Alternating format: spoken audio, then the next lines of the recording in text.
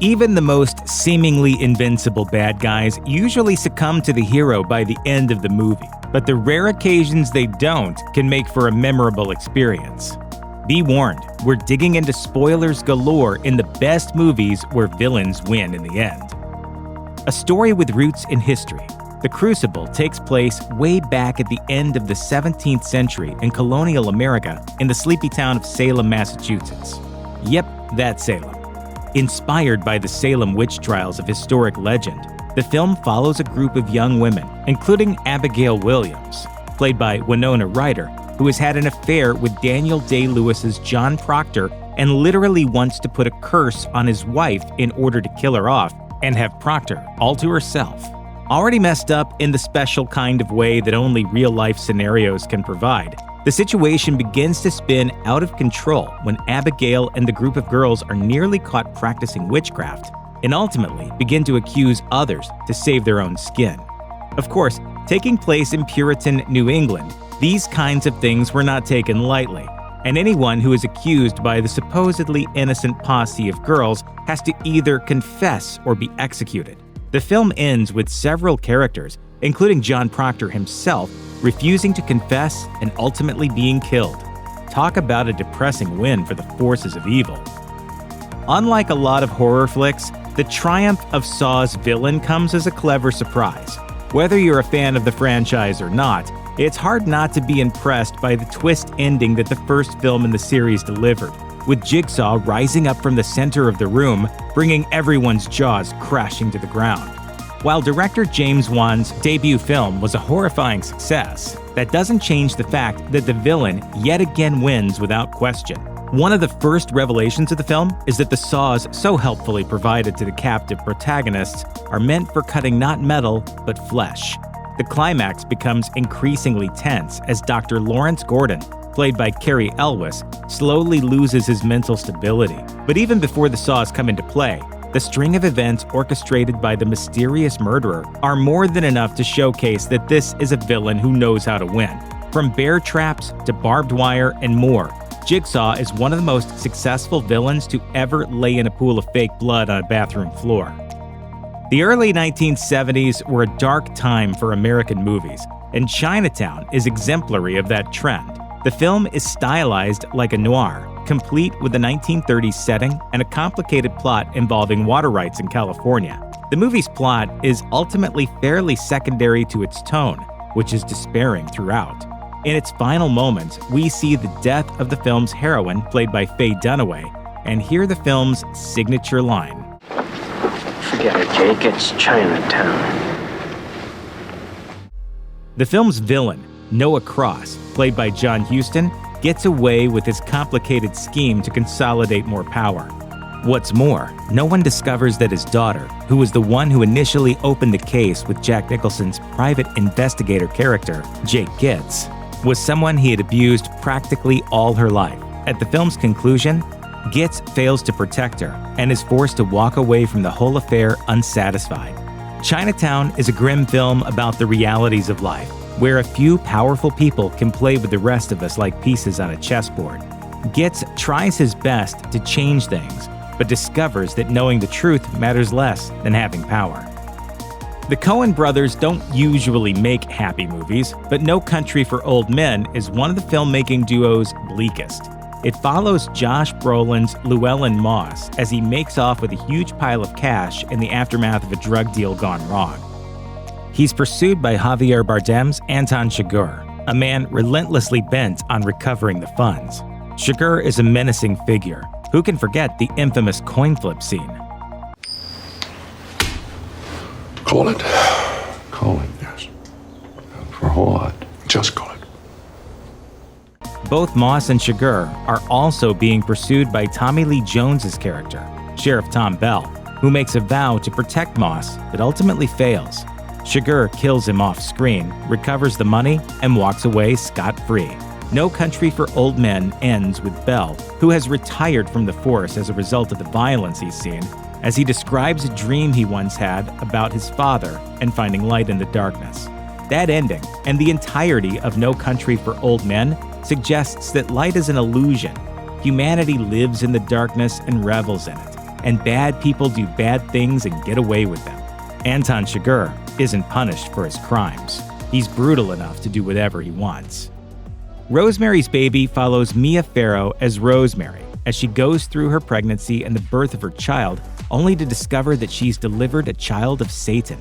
The baby was part of a deal that her husband drew up with their neighbors, who happen to worship the devil. Throughout the film, Rosemary works to uncover what's really going on with her pregnancy, but in the end, she fails to stop the demonic scheme. What's more, she seems to decide that she's willing to love the child anyway. She was forced into this pregnancy against her will, sold out by her husband completely. Her child, though, is still hers, even if his dad is a bit of a troublesome figure. The movie ends on the bleak idea that Rosemary can't do anything about her situation. She's been tortured throughout the film, and her reward is a child she never asked for. Evil wins out, and Rosemary is left to pick up the pieces of a life that other people have forced on her. If your wife tried to frame you for killing her, would you take her back when she returned? Most people would likely say no, but not Ben Affleck's Nick Dunn, one of the characters at the center of Gone Girl. The movie follows Nick in the aftermath of his wife's disappearance, as evidence begins to pile up suggesting he's the killer. As we learn midway through the film, though, his wife Amy, played by Rosamund Pike, has been setting him up the entire time. From there, the movie tracks Amy's decision to return home, and her ultimate plan to trap Nick and their relationship. She's pregnant with his child, and he decides that he has to stay to help raise it. As Amy, the film's ostensible villain, tells him, he actually likes the life she gives him. She's exciting and challenging, and that's what he wants, even if it means that he's occasionally accused of murder. In the end of Gone Girl, Amy gets everything that she wants, even though she's killed at least one person along the way. Few movies pull the rug out from audiences as successfully as The Usual Suspects. For most of its runtime, we think we're getting a reliable version of the film's events from Kevin Spacey's Verbal Kint, the only survivor of a 5-man crew who decides to pull a robbery that goes terribly awry. In the film's final moments, though, we realize that Verbal has been lying the entire time. The film's villain, a terrible criminal known only as Kaiser Sose, is actually Kint, and the limp he's had for the entire movie is fake. It's unclear how much truth there is in the story that Kint tells, but he ultimately escapes without a scratch. He deceives everyone, and the movie's final moments are devoted to watching Kent drive away, having killed several people without any sort of punishment. Spacey's performance in the film won him an Oscar, and it's easy to see why. There's a menace hiding underneath the supposedly vulnerable Kent that becomes obvious as soon as you know the twist. Kent is just telling a story to get out of a tough bind, and the cops who are listening fall for it, hook, line, and sinker. Erotic thrillers thrive on the bizarre combination of sensual tension and death threats. In Basic Instinct, Sharon Stone and Michael Douglas balance those qualities perfectly. The film follows Douglas's erratic cop as he becomes obsessed with Stone's character, an author who is a suspect in a homicide case, in part because she wrote a book that describes a very similar killing in gruesome detail. Douglas's obsession eventually transforms into a romantic relationship, and audiences are never explicitly told that Stone's character is guilty. Even so, it's easy to put the pieces together and realize that she's likely gotten away with several killings over the course of the film, possibly before as well. All of that becomes more evident in the film's closing moments, as we see that Stone's author has considered killing Douglas's cop using the same method as in the death at the start of the film. Basic Instinct is a filthy neo-noir in every sense of the word. While we don't know for sure who the murderer really is, it certainly seems like someone has gotten off easy as the movie reaches its conclusion. The Alien movies are generally fairly bleak affairs. In the first couple, though, protagonist Ellen Ripley gets out of danger by the end, even if there are heavy casualties along the way. By the time Ridley Scott got around to directing Alien Covenant, that had changed. Unlike most previous Alien movies, though, the villain of Covenant isn't a xenomorph, but an android named David, played by Michael Fassbender, who was first introduced in the preceding film, Prometheus. In this movie, we learn that David is the xenomorph's creator, and we watch as he slowly picks off the crew of the ship that has discovered him. Although several crew members do survive the film, David undoubtedly emerges victorious and successfully escapes the planet where he was stranded.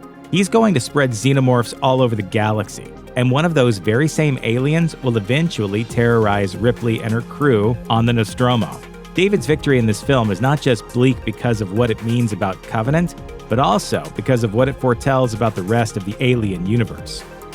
One Flew Over the Cuckoo's Nest is about a rebel who loses. The film stars Jack Nicholson as Randall McMurphy, a new patient at a mental institution who pleaded insanity in order to avoid hard labor while imprisoned. Once he arrives, he discovers that the hospital is being run under the strict supervision of Nurse Ratched, and decides that he wants to challenge her rule. The film chronicles McMurphy's attempts to rile the other patients at the institute up in defiance of Nurse Ratched.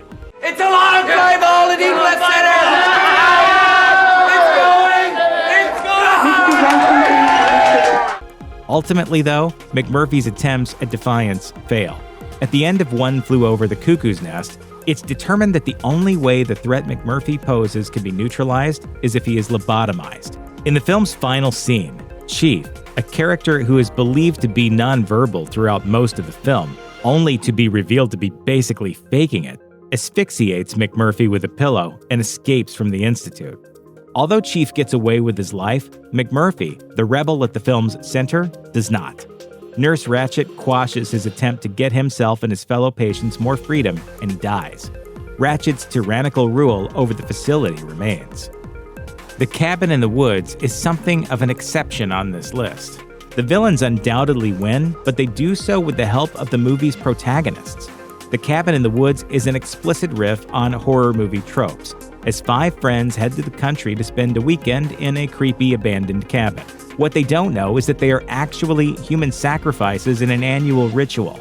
The ritual has specific rules that happen to align with those of a horror movie, and requires that at least 4 of the 5 friends die in the cabin.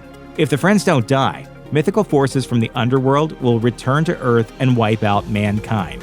When the main characters discover this, though, they decide not to play along. Instead of agreeing to act as sacrifices, they decide that humanity should be doomed.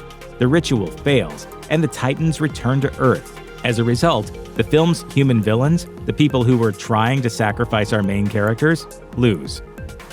Watchmen is based on some pretty depressing source material, and Zack Snyder's 2009 adaptation doesn't do much to mess with that tone. Although the adaptation does change some things, the basic plot of the graphic novel remains intact. The death of a superhero spurns an investigation that ultimately unveils a plot hatched by Matthew Good's Ozymandias, the smartest man on the planet. Ozymandias' plan is to avert an apocalyptic event by creating one on a much smaller scale. In the movie, this event is a radioactive explosion that he plans to blame on Dr. Manhattan, uniting the US and Soviet Union against him. Ultimately, the rest of the superheroes agree that Ozymandias' plan is the best course of action if an apocalypse is to be avoided. The plan requires the deaths of millions, but it goes off without a hitch, and Ozymandias believes that he'll be justified in the end.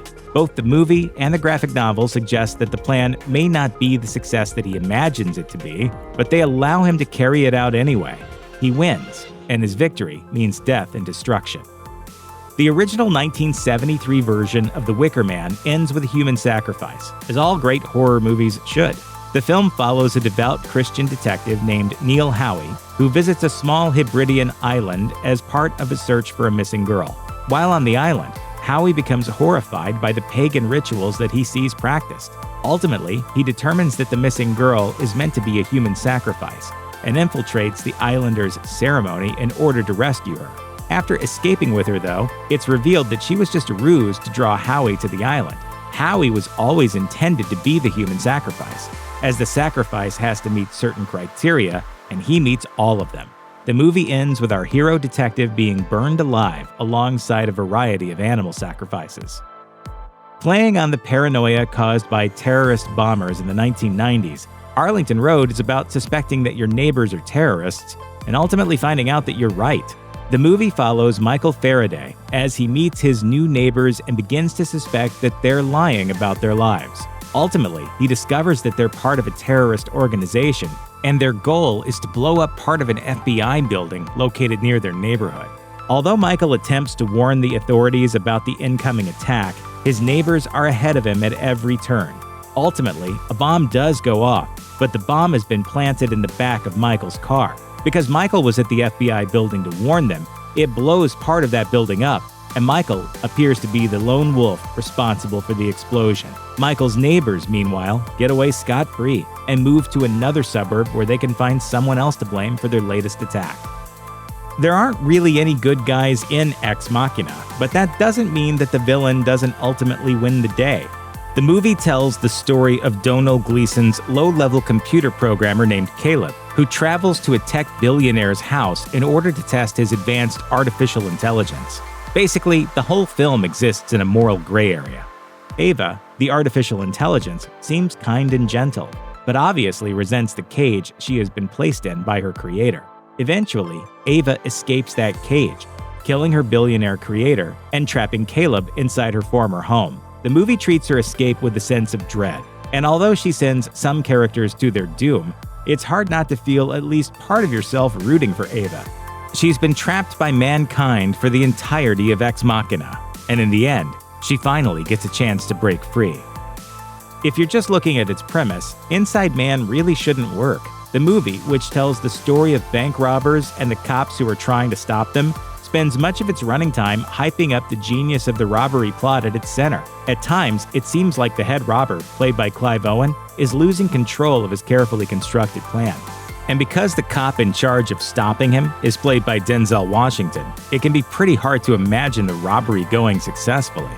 In the end, though, our robber gets away with it. He hides inside the bank for days after the initial robbery, waiting for the right moment to casually exit the building with all the money he's stolen. It's a shockingly simple plan, one that only requires some determination on his part.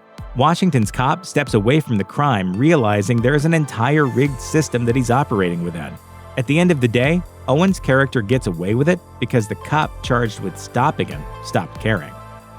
Mr. Glass, the villain at the heart of Unbreakable, believes in the archetypes that comic books establish. He knows he's a villain and that David Dunn exists to oppose him. The movie's twist isn't that Glass has pulled off some major scheme. What we discover is that he's been a terrorist this entire time, and that his ultimate goal was to uncover other people with special abilities like his. Glass gets away with his plot because he carries it out before the movie even really begins. He discovers David in the process, and while David ultimately imprisons him, he's actually doing exactly what Glass wants him to. Glass's only goal was to find a hero to oppose him, and he's done that by discovering David. He never wanted to escape from his plan without consequences. He wants to fulfill his comic book fantasy, with everything that might entail. Matt Damon has a range he doesn't get to show off much these days. In The Talented Mr. Ripley, though, we see Damon play a psychopath with a chilling skill. The movie follows Damon's Tom Ripley, a low-class man who rises up the ranks of young high society in the 1950s thanks to a relationship with Jude Law's Dickie Greenleaf, a wealthy, aimless young man. Ultimately, Tom's love for and jealousy of Dickie proves too powerful, and he kills him at sea. Instead of confessing to his crime, though, Tom takes over Dickie's life and all of the wealth that it entails. Tom spends the rest of the film trying desperately not to get caught, and he succeeds. He gets away with that murder and another one. Tom Ripley may not be a good person, but he is very good at what he does, and he proves that at the end of The Talented Mr. Ripley. The Vanishing is an effective thriller because of the toll it inflicts on a harmless protagonist. The story follows a couple, Saskia and Rex, who are on a trip together. When the two of them pull over at a rest stop, Saskia goes into the station to buy something and vanishes. Rex frantically searches for her, but is never able to find her. Years later, Rex is confronted by Saskia's kidnapper. Raymond, the man who kidnapped and eventually killed Saskia, tells Rex that he knew from a young age that he didn't have any conscience. In fact, his decision to kidnap Saskia came as he was trying to determine whether doing bad things felt any different to him than doing good deeds. Eventually, he tells Rex that the only way he'll be able to learn what happened to Saskia is by experiencing it himself. The two return to the rest stop where Saskia originally vanished, and Raymond drugs Rex. When he wakes up, Rex finds that Raymond has buried him alive. Raymond, meanwhile, is living a quiet, peaceful life with his family. He's gotten away with killing 2 people, and he doesn't feel a thing. Satan is usually a hard villain to overcome. That much is obvious in The Omen, a classic horror film for many reasons, but one is undoubtedly its bleak ending. The film tells the story of a couple who unknowingly adopt the Antichrist, a young boy named Damien. Robert Thorne, Damien's father, spends much of the movie trying to determine where his adopted son actually came from. Along the way, a number of people die under questionable circumstances. Look at me, Damien! It's all for you! As the movie approaches its climax, Damien's adopted mother is killed by his nanny, and when Robert discovers that his wife has been killed, he stabs the nanny to death. Then he takes Damien to a church and places him on the altar, only to be shot down by police before he can kill his demonic son. The movie ends with a joint funeral for Damien's adopted family, and Damien himself cracking a smile. By the end of The Omen, evil has conquered good, and everyone who knows what Damien really is has already ended up in the ground. When you watch Brazil, things are not exactly what they seem. The movie follows a low-level government worker named Sam, who spends much of his time thinking about a woman who comes to him in dreams. Ultimately, Sam becomes embroiled in a complicated conspiracy after discovering that a bureaucratic error has led to the arrest and death of the wrong man. That discovery leads Sam down a path to find the woman he's been seeing in his dreams, who is named Jill. When he learns that Jill is considered a terrorist accomplice because she attempted to report the wrongful arrest, Sam creates false records so she can escape. After sharing a romantic night together, the two are arrested, and Sam is strapped to a chair where he is about to be tortured. Before the torture can begin, though, a resistance force breaks into the building and rescues Sam and Jill. In the movie's final moments, though, we learn that the rescue mission was all a delusion of Sam's broken mind. We see that he is still trapped to the chair, and it's heavily implied that he has been lobotomized. Sam may dream of escaping the bureaucracy that controls every aspect of his life, but in reality, it's a system that's impossible to escape from. Another horror entry, Creep's ending is dark and definitive.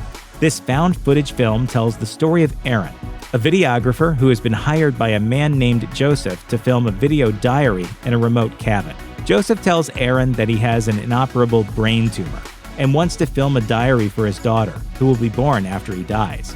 Joseph displays strange behavior throughout the movie, and Aaron ultimately receives a call from Joseph's sister urging him to leave the house as soon as possible. The two scuffle, but Aaron gets away and begins getting videotapes from Joseph following his departure. Aaron realizes that Joseph is stalking him, and Joseph eventually offers to meet Aaron in a public park in order to make peace. As a precaution, Aaron decides to keep a camera on himself. Joseph comes up from behind Aaron while he's sitting on a bench and kills him with an axe. Joseph reviews the footage Aaron collected following his death and realizes that Aaron must have thought he was a good person.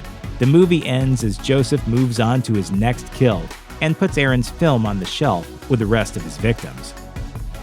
Check out one of our newest videos right here. Plus, even more Looper videos about your favorite movies are coming soon. Subscribe to our YouTube channel and hit the bell so you don't miss a single one.